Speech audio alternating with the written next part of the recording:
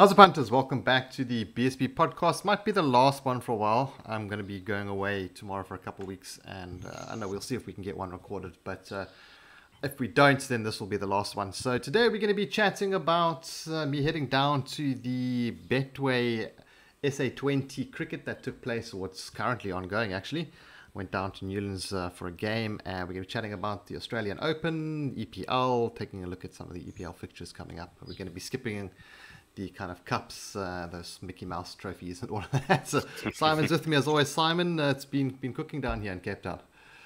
It has been, sure. Yeah, not a breath of wind today, and yeah, it's just we were talking about the load shedding just before we went on air. It's been very unhelpful in terms of watching sport over the past week or so. Yeah. And like you, I haven't taken the plunge and bought an inverter yet, so I've missed more matches than I normally would, which is very frustrating. Yeah, it's. I mean, I catch some, but the thing is with the heat, it's like so hot that I've got the TV set up in this like the spare room, and that's running on one of the inverters.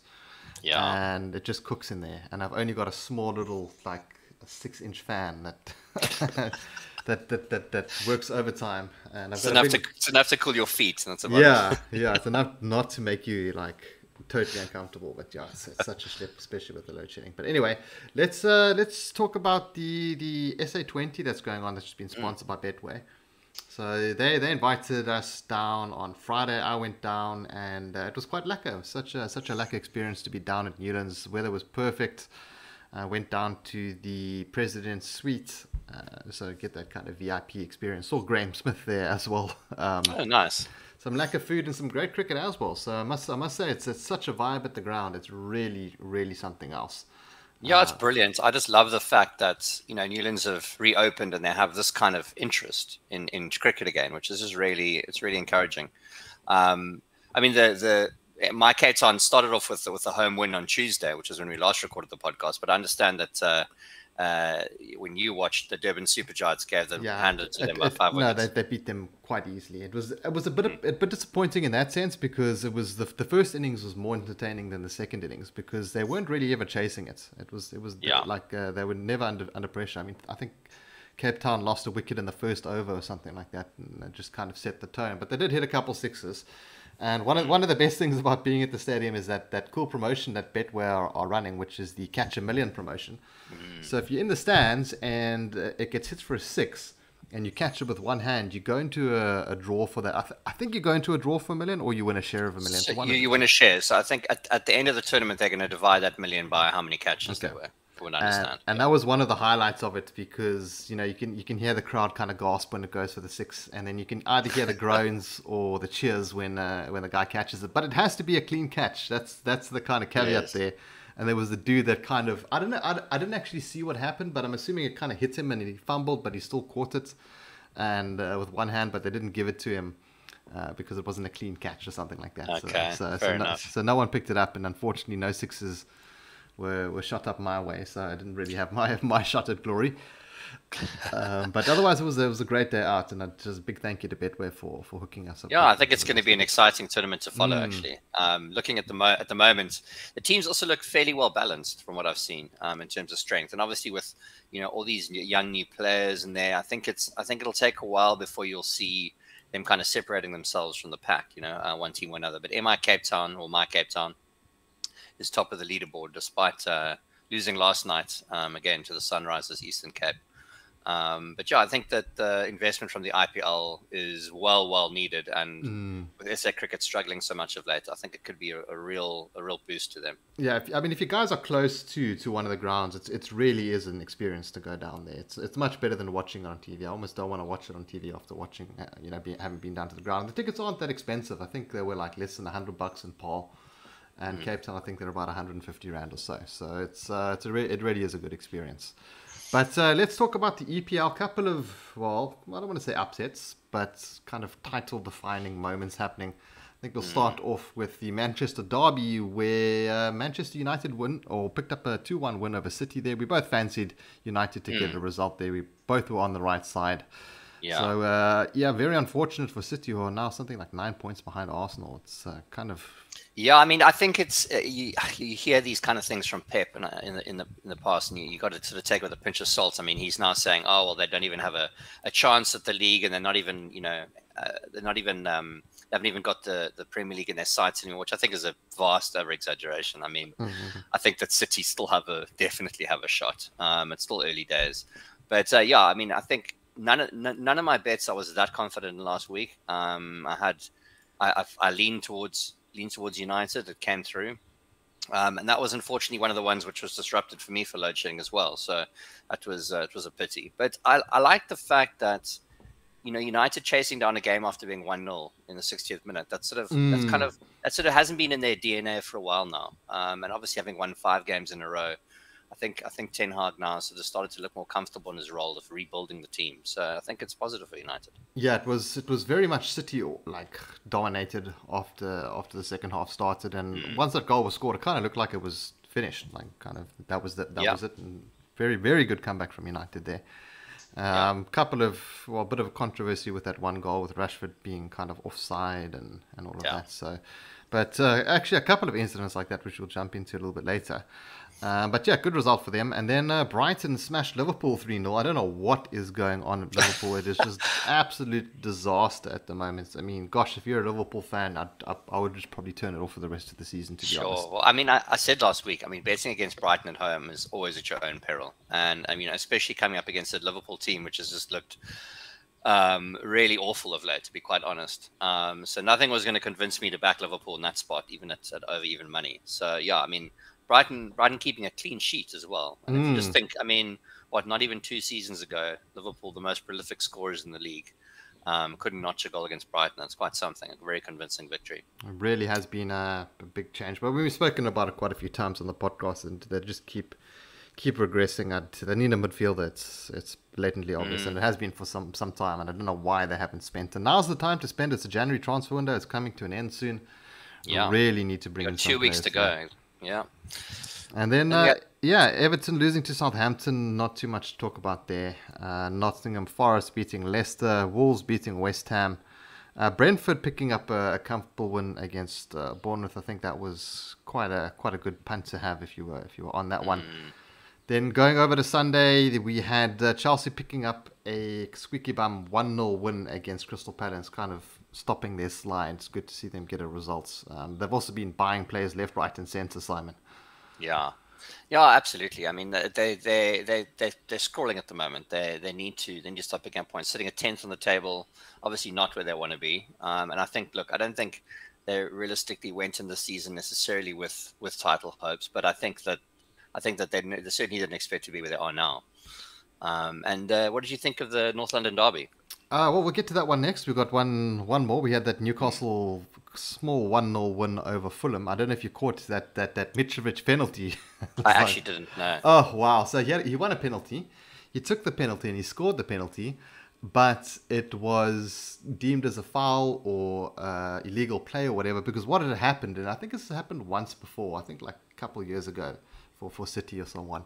He hit the ball with his right foot and it basically hit his left foot. So it was a double touch.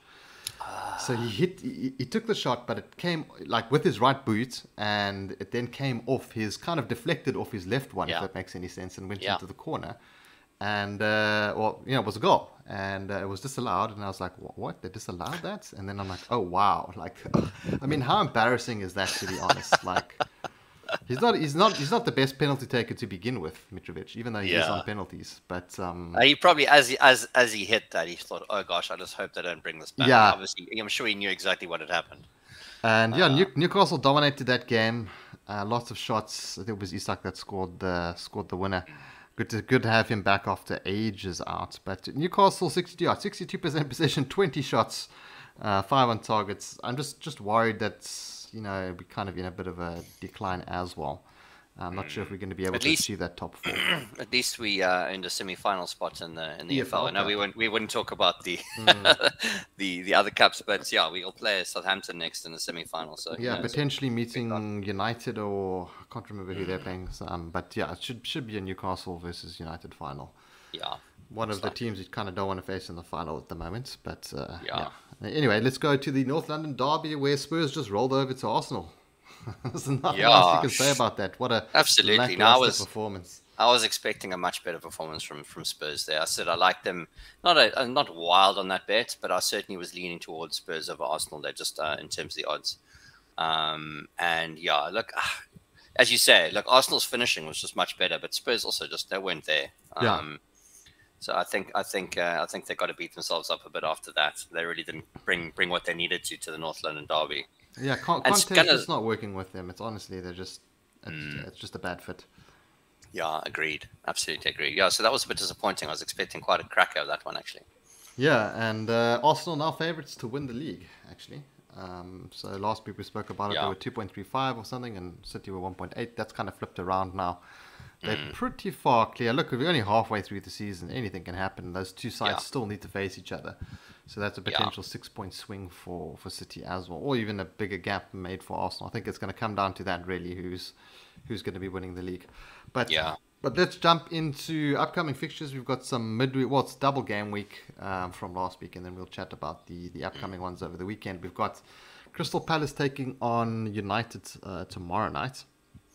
United 1.8. Look, could be a bit of a trap for United here. Crystal Palace aren't all that terrible, but I do fancy United to pick up a win here. Yeah, look, I think I've always been a Palace fan, and I really fancy their home form. And it's actually been solid for many seasons now. And but Palace have lost 4 out of the last 5, and I just think that it's not exactly the best time to be welcoming United to your ground. So I actually think there might even be a touch of value there. I would have United at a slightly smaller price there. I think 1.8 is good enough for me there. Yeah. Obviously, United to consolidate their position in the top 4 there. And then we have a very good one on Thursday. It's City versus Spurs. City are 1.37, so heavy favourites for that one. I can't see anything else than City picking up a win there. But I think Spurs are pretty much done until they get a new manager or something like that. I can't see any other result there. Yeah, I agree. I looked at the odds initially and I thought, it looks a bit short, but I don't think it is. I think it looks about right. Yeah. Actually, for some reason, I don't really like to back correct scores. It's obviously a very tricky business.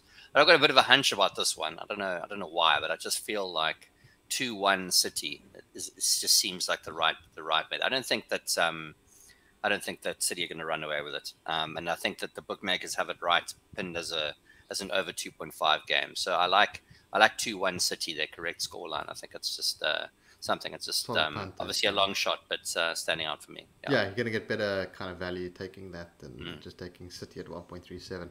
Then another good one is Liverpool versus Chelsea. These are two teams that have just been in a rut. Chelsea maybe showing some signs of life, but that Liverpool side is still something you need to respect. They are playing at home, and they are very... I almost want to say it's a little bit short here at 1.9. I would rather have them at even money at the moment. Well, absolutely. I thought so as well. And I think what's been built into this price is, we were talking about the other week about Liverpool tending to get up for these big occasions against the big teams. Not that Chelsea is necessarily one of the bigger teams right now in the league, but they do kind of get up for these. And obviously Liverpool always very, very strong home side. But to me, with the Liverpool that you're seeing in front of you now, that does look short to me. I actually really like the draw here, 3.85. Yeah. And definitely getting an inflated price there. And I mean, obviously, I think Chelsea could quite easily win this game as well. But I think a draw at 3.85 is actually a very nice price.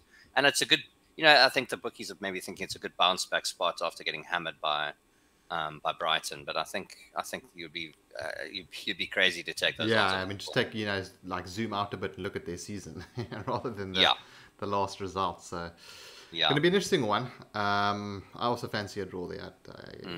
Maybe even unders. Kind of Liverpool struggling to find the goal. Chelsea haven't exactly been setting the world on fire, but they have been pretty decent defensively. So, maybe under 2.5. Then Leicester taking on Brighton. Brighton slightly over even money, I think. I don't know. I'm not going to say Brighton comfortably take that one, but I think if I was going to have a bet there, it would be on Brighton. Bournemouth taking on Forest. Not too much to say about that one. To kind of relegation. Well, actually, Forest have been playing pretty well. They're doing much better in the last couple of games than they have over the They season. have, absolutely have. So it could be a couple of goals in that one.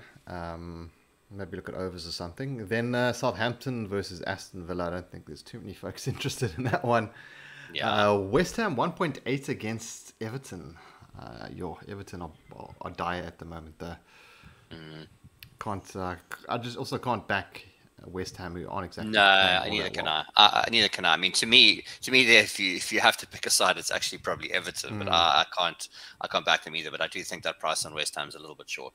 Then Crystal Palace taking on Newcastle United. I think Newcastle United are once again a little bit shorter, 1.91. Under 2.5 in this game screams out to me. Yeah, sure. I agree with that. That's also one I had my eye on, and I think the reason that Newcastle are a bit shorter, I think they'll be closer to evens if they didn't have, if Palace didn't only have 3 days rest between their last match. So I think Newcastle will be the fresher team, and they probably would have sort of earmarked this one as, one to win to keep their Champions League hopes alive. It's it's kind of one that they're expected to win. So, but yeah, I think that this price is slightly short because of the fact that Newcastle will be the more rested team. And definitely Champions League hopes. Like just with United resurgence, I think it's going to be very difficult to stay in that top four. I mean, Arsenal, City, United, Newcastle. I mean, even Liverpool still can challenge, and Chelsea for that top four. So. I also, rebuilding all of that stuff. I don't know if we're quite ready for the look. As much as I'd love for it to happen, I don't think we're quite ready for the Champions League with squad depth and all of that. It might be quite detrimental to the next season. Exactly, to the EPL next season. I agree with that. Even though we'll be in Europa League, but Europa League you can still kind of play second string and all of that. Yeah, so that's kind of the problem that Arsenal are going to be having soon. But anyway, going on to Leeds versus Brentford. Brentford are 2.9 here. I mean, that's pretty tempting, to be honest. It is. I mean, they've proven that they can beat anybody, and they do kind of. I feel like Brentford are a team that play the opposition, and so they play very well against the better sides, and maybe that's the reason you're getting a slightly bigger price there. But I think, taking a draw no bet there seems to be a fairly safe one as far as I can see. Then City versus Wolves. Can't look past City on that one either. 1.9, no value. 1.19 rather, no value there. And then the big one is Arsenal taking on United. That's going to be quite a cracker. Arsenal just a shade under even money, and United 3.75. I really fancy a draw. Look, United did beat them out last time. I think it was. They did. It was actually a match that Arsenal probably deserved to win. Yeah.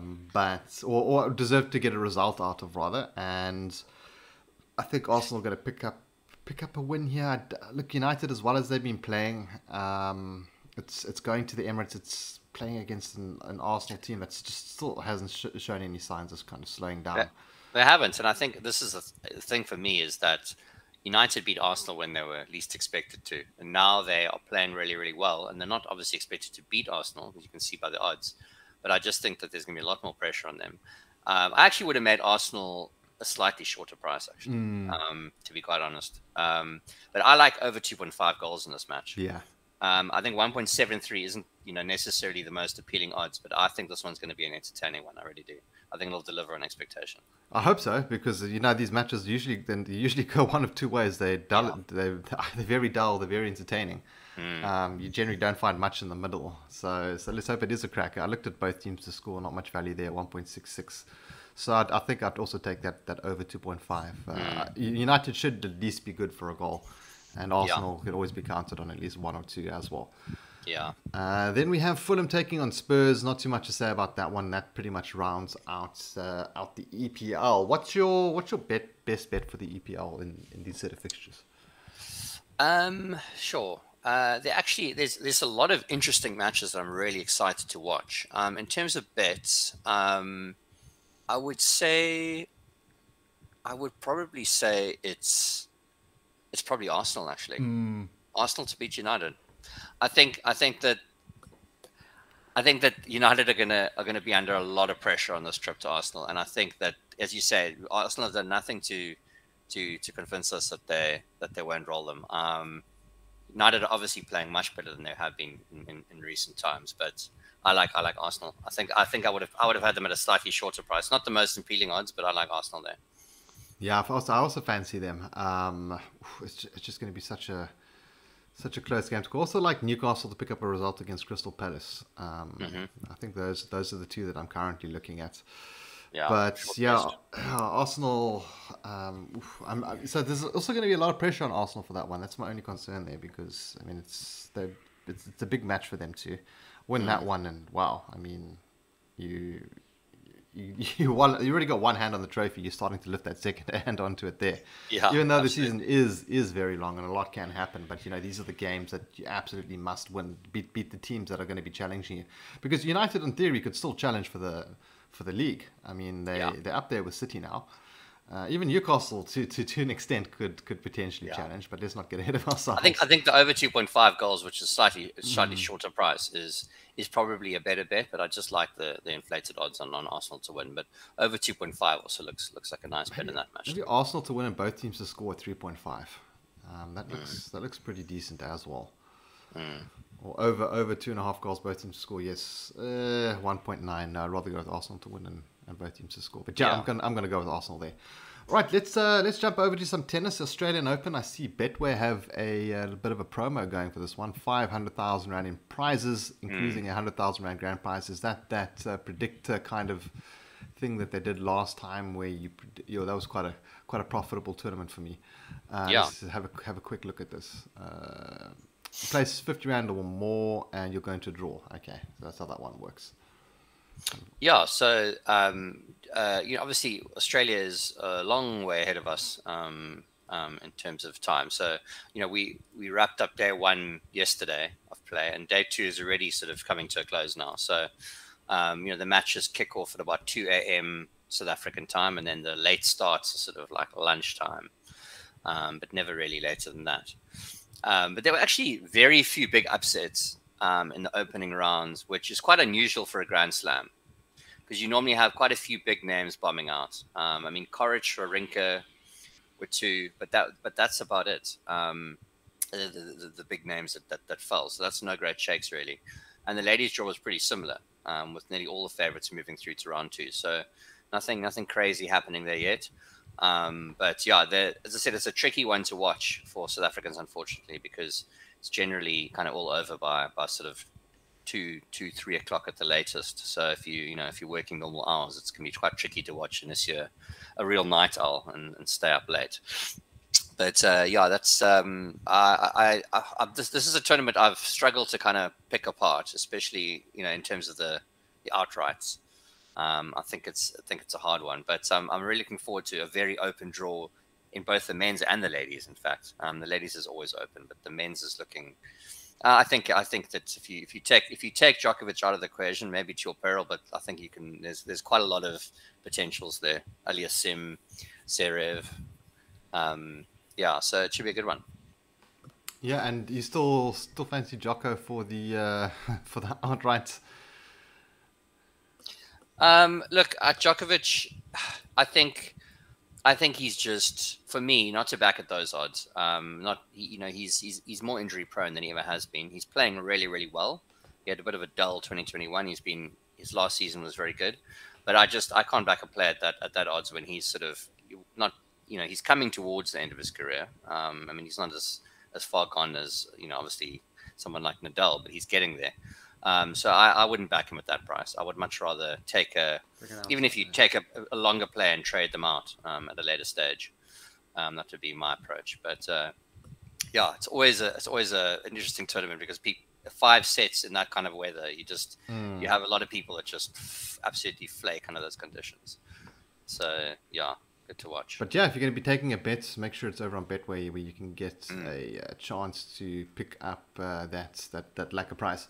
But yeah, guys, that's where we're going to call the podcast today. It was a quick, short one, not too much going on other than the EPL. And hopefully the kind of the match billing for this weekend or this week lives up to what the fixtures are on paper. I think that's going to be the biggest thing. And yeah, so as I said earlier, I'm going to be away for a couple of weeks. So I've got some content scheduled and we'll see if we can get the chance to do the podcast while I'm away.